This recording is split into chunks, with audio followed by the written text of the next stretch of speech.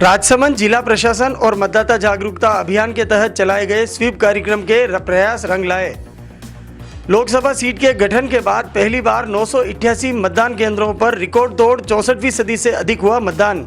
परिसीमन के बाद तीसरे चुनाव में 2 चुनावों का रिकॉर्ड टूट गया, जबकि लोकसभा की कुल 8 विधानसभाओं में मतदान का प्रतिशत करीब 64% रहा। पिछले चुनाव में मतदान केवल 57.9% हुआ था, जिससे जिले की 4 विधानसभाओं में 988 मतदान बूथों पर करीब 62% मतदान हुआ।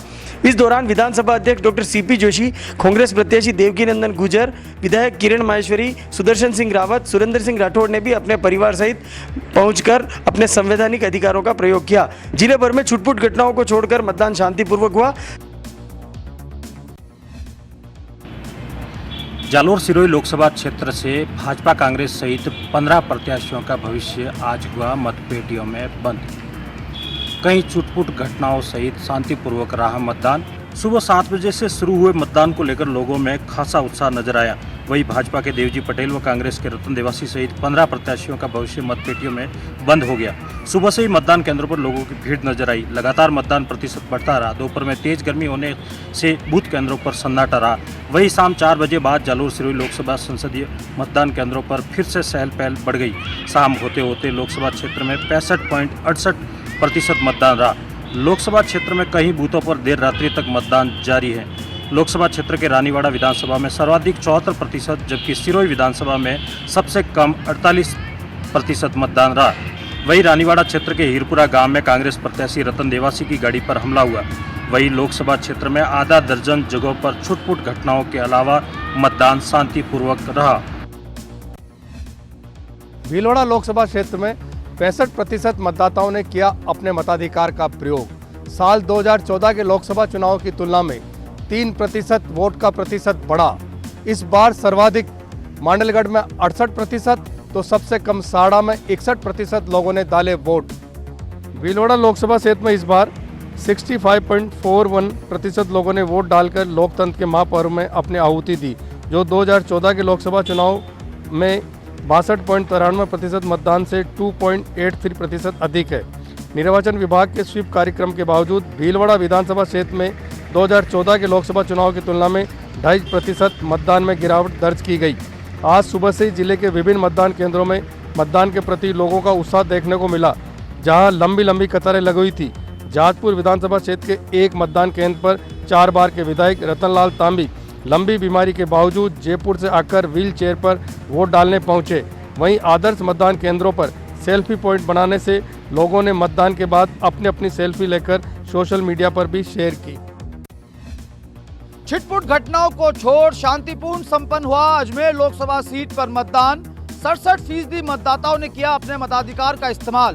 प्रत्याशियों के भाग्य का फैसला हुआ ईवीएम में बंद। सुबह 7 बजने के साथ ही संसदीय सीट के 1951 केंद्रों पर मतदाताओं के पहुंचने का सिलसिला शुरू हुआ, जो शाम 6 बजे तक जारी रहा। अजमेर सीट पर करीब 67% मतदान हुआ है, जो 2014 के चुनाव के मुकाबले करीब 1.5% कम है। संसदीय सीट पर छिटपुट घटनाओं को छोड़ मतदान शांतिपूर्ण रूप से संपन्न हुआ। हालांकि कई जगहों पर ईवीएम में खराबी की शिकायतें आई, जिसके चलते कुछ समय के लिए मतदान बाधित रहा, तो कई जगहों पर मतदाता सूची से नाम गायब होने की भी शिकायतें मिली।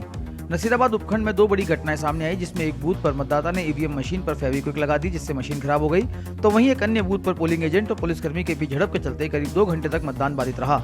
लेकिन इन सब घटनाओं से इतर तपती धूप में भी मतदाताओं ने गजब का जोश दिखाया। हालांकि कुछ केंद्रों पर निर्वाचन विभाग की ओर से दिव्यांग मतदाताओं की सुविधा के लिए रैंप और व्हीलचेयर होने के दावों की भी पोल खुली और दिव्यांग मतदाता परेशानियों से होते हुए भी जमकर जोश के साथ मतदान किया। लोकतंत्र के पर्व के सबसे बड़े मौके पर आज उदयपुर लोकसभा सीट पर भी मतदान शांतिपूर्ण संपन्न हुआ। उदयपुर लोकसभा सीट पर 4245 बूथ पर हुई वोटिंग। 68% रहा मतदान प्रतिशत। आम से लेकर खास तक हर किसी में दिखा जोश। तो वल्लभनगर इलाके में पोलिंग पार्टी के कर्मचारी की तबीयत बिगड़ने के बाद हुई मौत।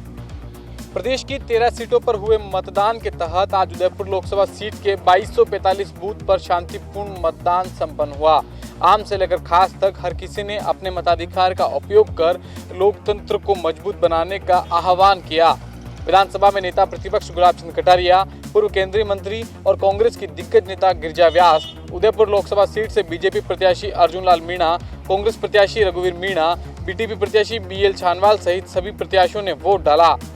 काया गांव के मतदान स्थल पर मतदाता लोकगीतों पर झूमते गाते भी नजर आए, तो वहीं वल्लभनगर इलाके में पोलिंग बूथ पर सुरेश चंद्र पालीवाल नामक एक कर्मचारी की तबीयत बिगड़ गई, जिन्हें उदयपुर के एमपी अस्पताल में लाया गया, जहां उन्होंने इलाज के दौरान दम तोड़ दिया।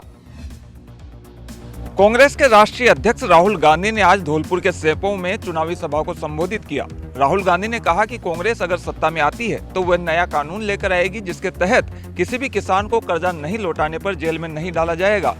मुख्यमंत्री अशोक गहलोत, डिप्टी सीएम सचिन पायलट और प्रदेश प्रभारी अविनाश पांडे भी इस सभा में मौजूद रहे। भाजपा पर निशाना साधते हुए राहुल गांधी ने कहा कि अमीर लोग देश का लाखों करोड़ रुपया डकार कर खुले में घूम रहे हैं, जबकि किसान को कर्ज नहीं लौटाने पर जेल में डाल दिया जाता है।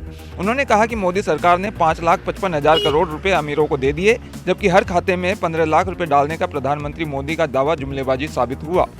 राहुल गांधी ने कहा कि सरकार हर खाते में 15 लाख रुपए नहीं डाल सकती है और यही वजह है कि अर्थशास्त्रियों से विचार विमर्श के बाद कांग्रेस ने हर साल 72,000 रुपए सालाना 5 करोड़ गरीब परिवारों को देने का वायदा किया है। उन्होंने कहा कि न्याय योजना हिंदुस्तान की अर्थव्यवस्था के इंजन में ईंधन का काम करेगी। इससे जहां बाजार गति पकड़ेगा वहीं रोजगार भी सृजित होंगे। उन्होंने धौलपुर की जनता को चंबल का पानी देने का भी आश्वासन दिया। वहीं मुख्यमंत्री अशोक गहलोत और डिप्टी सीएम सचिन पायलट ने कहा कि अगर देश में लोकतंत्र बचाना है तो कांग्रेस को सत्ता में लाए। मुख्यमंत्री ने पिछली भाजपा सरकार पर विकास कार्यों को ठप करने का भी आरोप लगाया। अब दूसरे चरण की 12 सीटों पर राजनीतिक पार्टियों का फोकस। कल दौसा में भारतीय जनता पार्टी के राष्ट्रीय अध्यक्ष अमित शाह करेंगे चुनावी सभा। भाजपा प्रत्याशी जसकौर मीणा के समर्थन में होगी सभा। वहीं मुख्यमंत्री अशोक गहलोत बांदीकुई में तो उप मुख्यमंत्री सचिन पायलट चाकसू में करेंगे कांग्रेस प्रत्याशी सविता मीणा के समर्थन में सभा। प्रदेश में अब राजनीतिक पार्टियों का फोकस दूसरे चरण में होने वाले चुनाव पर है।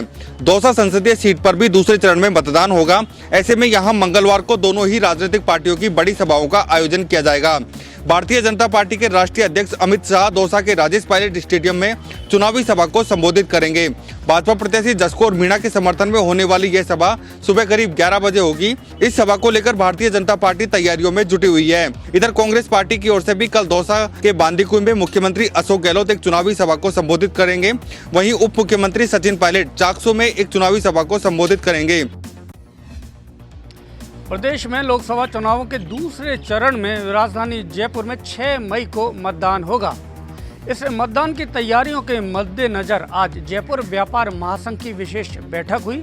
इस बैठक में सभी व्यापारियों ने अपने बाजारों और उनसे संबंधित व्यापारियों से अपील की है कि 6 मई को दोपहर 1 बजे तक अपने व्यापारिक प्रतिष्ठान बंद रखें, ताकि इसके व्यापारी और यह काम करने वाले कर्मचारी ज़्यादा से ज़्यादा मतदान कर सकें। इसके साथ ही व्यापारियों ने ऐसे कर्मचारियों को सवेतनिक पूरे दिन का अवकाश भी दिया है, ताकि वो व्यापारी अपने क्षेत्रों में, अपने गांव और कस्बे में जाकर मतदान कर सके। जयपुर व्यापार संघ से ट्रैफिक पुलिस ने एक अपील की है कि ज़्यादातर ट्रैफिक पुलिस कर्मी मतदान और चुनाव कार्य में लगाए गए हैं, इसलिए 6 मई तक शहर की ट्रैफिक व्यवस्था को सुचारू बनाए रखने के लिए व्यापारी सहयोग करें। राजधानी जयपुर में आज एक युवक का शव मिला। विद्याधर नगर थाना इलाके में स्थित एक नाले में शव को देखकर लोगों में सनसनी मच गई। लोगों ने तत्काल पुलिस को सूचना दी। सूचना के आधार पर पुलिस तत्काल अंबावाड़ी सब्जी मंडी के पास स्थित नाले पर पहुंची और वहां से युवक के शव को निकाला। पुलिस अब इस पूरे मामले की सघनता से जांच में जुट गई है। राजधानी जयपुर के विद्याधर नगर थाना इलाके स्थित अंबावाड़ी सब्जी मंडी के पास नाले में डेड बॉडी मिलने से इलाके में सनसनी फैल गई। सूचना के बाद विद्याधर नगर थाना पुलिस मौके पर पहुंची। मृतक की पहचान शिव स्वामी फौजी नगर निवासी विद्यानगर के तौर पर हुई। पुलिस ने बताया कि डेड बॉडी करीब 4 दिन पुरानी है। डेड बॉडी काफी सड़ चुकी है। वहीं पुलिस ने मृतक के परिजनों को भी सूचना दे दी है। पुलिस जांच में सामने आया है कि शिव कुमार स्वामी की गुमशुदगी की रिपोर्ट विद्याधर नगर थाने इलाके में ही दर्ज थी। पुलिस मामले को संदिग्ध मानकर पता लगाने की कोशिश कर रही है कि यह कोई हादसा था या कोई साजिश का शिकार हुआ था स्वामी। जंगल में बकरी चराने गए चरवाहे पर रीछ ने हमला कर उसे घायल कर दिया। गंभीर अवस्था में करौली चिकित्सालय में भर्ती कराया, जहां चिकित्सकों ने उसे मृत घोषित कर दिया। पुलिस ने पोस्टमार्टम कराकर शव परिजनों को सौंप दिया। चिकित्सालय चौकी प्रभारी महावीर सिंह ने बताया कि करणपुर के अरोरा गांव निवासी राजाराम मीणा जंगल में बकरी चराने गया था। इसी दौरान रीछ ने हमला कर उसे गंभीर घायल कर दिया। अन्य ग्रामीणों द्वारा रीछ हमले की जानकारी मिलने पर परिजन जंगल पहुंचे और घायल को गंभीर अवस्था में करौली चिकित्सालय लेकर आए, जहां चिकित्सकों ने उसे मृत घोषित कर दिया। राजा राम की मौत से परिजनों का रो रो कर बुरा हाल है। पुलिस ने पोस्टमार्टम कराकर शव परिजनों को सौंप दिया। रीछ के हमले से क्षेत्र में लोगों में दहशत व्याप्त है। जयपुर इंटरनेशनल एयरपोर्ट अब डोमेस्टिक और इंटरनेशनल उड़ानों के साथ साथ कार्गो उड़ानों में भी एक कदम आगे जा चुका है। इस बार जो आंकड़े सामने आए हैं वो पिछले साल के मुकाबले 16.3% ज्यादा हैं। अपने समकक्ष शहरों के मुकाबले जयपुर इंटरनेशनल एयरपोर्ट के ऊपर कार्गो की उड़ानें लगातार बढ़ती जा रही हैं और ये उड़ानें न केवल डोमेस्टिक स्तर पर बल्कि इंटरनेशनल स्तर पर भी इनकी उड़ानें शुरू हो चुकी हैं। साल 2018-19 में 3,595 मीट्रिक टन इंटरनेशनल कार्गो का परिवहन हुआ। पिछले साल 3,482 मीट्रिक टन हुआ, जो कि 3.2% ज्यादा था। डोमेस्टिक स्तर पर 14,918 मीट्रिक टन जयपुर एयरपोर्ट से ट्रांसपोर्ट हुआ। पिछले साल के मुकाबले 1288 मीट्रिक टन ज्यादा यानी 16.3% ज्यादा रहा। अगर घरेलू और अंतर्राष्ट्रीय दोनों के कार्गो की बात करें तो 18,513 मीट्रिक टन परिवहन हुआ, जो पिछले साल 16,304 मीट्रिक टन था और इस बार 13.5% ज्यादा रहा। लोकतंत्र के महापर्व पर मतदान के महारंग देखने को मिले। बड़ोदरा के महामतदान में लोगों ने बढ़ चढ़कर हिस्सा लिया। आपको 5 तस्वीरें के जरिए हमको दिखाते हैं कि किस तरह से वोटरों में उत्साह नजर आया। तो ये 5 तस्वीरें आपको दिखा रहे थे अपने टीवी स्क्रीन पर। लोगों ने बढ़ चढ़कर हिस्सा लिया। पहले चरण का चुनाव था राजस्थान में, जो संपन्न हो चुका है और आपको बता दें कि हर तबके के लोगों ने बढ़ चढ़कर इस महामतदान में शिरकत किया। बूढ़े जवान सभी जो है इस मतदान में शामिल हुए। आप ये तस्वीरें देख सकते हैं, ये 5 तस्वीरें आपकी टीवी स्क्रीन पर, और अंदाज़ा लगा सकते हैं कि किस तरह से लोगों में वोट को लेकर, इस महापर्व को लेकर उत्साह नजर आया।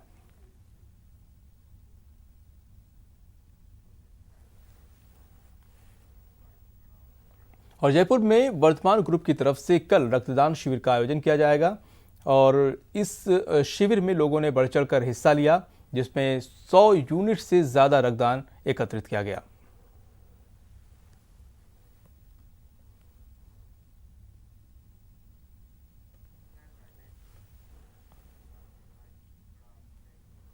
वहीं आज फिर विशाल रक्तदान शिविर का आयोजन किया गया, जिसमें बीजेपी विधायक नरपत सिंह राजवी, कांग्रेस प्रत्याशी सीताराम अग्रवाल ने हिस्सा लिया और ब्लड डोनेट करने वालों का हौसला बढ़ाया। सर्जरी के टाइम में ब्लड डोनेशन से प्राप्त ब्लड है वो ऐसे लोगों को प्राप्त होता है जिनके एक्सीडेंट इमरजेंसी हो, उनके ग्रुप का और ब्लड अवेलेबल नहीं हो, क्योंकि इसकी शेल्फ लाइफ बहुत कम होती है। और इसलिए पहले तो ब्लड देने में बहुत घबराते थे लोग, लेकिन ब्लड डोनेशन शुरू हुआ है, इसको चिकित्सा जगत में बहुत अप्रिशिएट किया है, गरीबों को इसका लाभ भी मिला है। आज इस सारथी ग्रुप ने पहला प्रोग्राम किया है और पहला प्रोग्राम इतना शानदार प्रोग्राम हुआ है जिसकी मैं तारीफ़े काबिल 150 बोतल ब्लड अभी तक हो चुके इनके। कार्यक्रम में हमारे लोकप्रिय विधायक आदरणीय नरपत सिंह जी राजवी साहब और यहाँ के कांग्रेस प्रत्याशी भाई साहब सीताराम जी पधारे, उनको बहुत बहुत साधुवाद। ऐसी है जो एक कदम मदद की ओर कार्य करती है। ये संस्था हमेशा से ही भलाई के कार्य में आगे रही है। हमने आज ये जो ब्लड डोनेशन कैंप लगाया है, इस ब्लड डोनेशन कैंप में दूर दूर से कॉलोनी से लोग आए हैं। और प्रदेश में 6 मई को दूसरे चरण का मतदान है, जिसके लिए जयपुर व्यापार महासंघ ने बैठक आयोजित की। बैठक में तय किया गया है कि सभी व्यापारी दोपहर 1 बजे तक अपने व्यापारिक प्रतिष्ठान बंद रखेंगे। इस दौरान सभी व्यापारी और व्यापारिक प्रतिष्ठानों में काम करने वाले कर्मचारी पहले मतदान करेंगे, फिर अपनी दुकानें और कार्यालय खोलेंगे। यही नहीं, यातायात व्यवस्था को बनाए रखने की भी अपील की है। तो ये अनोखी पहल व्यापार संघ की तरफ से की गई है। आपको बता दें कि 6 मई को जो दूसरे चरण का मतदान होना है, उसके लिए उन्होंने ये तय किया है बैठक की, और इस बैठक में ये तय किया गया है कि 1 बजे तक वो अपने जो भी व्यापारिक प्रतिष्ठान हैं, दुकानें हैं, उसको बंद करेंगे, ताकि जो वहाँ पर काम करने वाले लोग हैं, कर्मचारी हैं, वो एक अपना वोट दे सकें।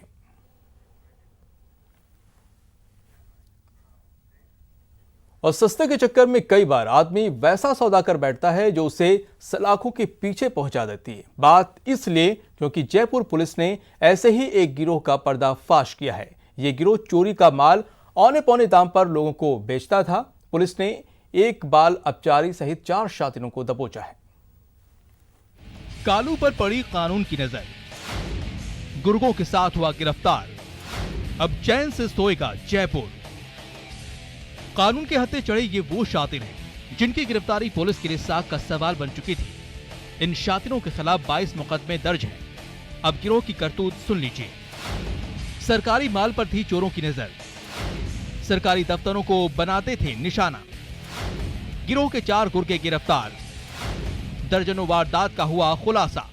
इस तरीके का इलेक्ट्रॉनिक आइटम्स जो लगा रहता था, ये नकबजन इस तरीके के थे कि ये ऊपर से पहले तो डिश देखते थे और अगर कोई सोलर पैनल वगैरह लगा हुआ है तो उसकी शिनाख्त कर लेते थे और उसके बाद ये सरकारी स्कूलों में घुस के कंप्यूटर्स, TFT स्क्रीन, CPU वगैरह ले जाया करते थे। 4 साल में नकबजनी की दर्जनों वारदात को अंजाम देने वाले गिरोह से पुलिस ने 49 इलेक्ट्रॉनिक्स आइटम्स बरामद करने का दावा किया है, जिसकी कीमत 50 लाख से ज्यादा बताई जा रही है। 49 इलेक्ट्रॉनिक आइटम्स को बरामद किया है, जो कि विभिन्न थाना इलाका के भी हैं और जयपुर से बाहर के भी आइटम्स हैं। इसके अंदर भरतपुर में कार्रवाई करते थे, होल जयपुर में ये लोग कार्रवाई करते थे। तो ये इस तरह एक बड़ा गैंग है जो सरकारी संपत्ति को चुराया करता था। शातिरों से पुलिस की पूछताछ जारी है, उसे आरोपियों से और खुलासे की उम्मीद है। इधर गिरोह की गिरफ्तारी के बाद चोरी का माल खरीदने वालों में हड़कंप मचा हुआ है। न्यूज़ 18 राजस्थान के लिए जयपुर से भंवर पुष्पेंद्र की रिपोर्ट।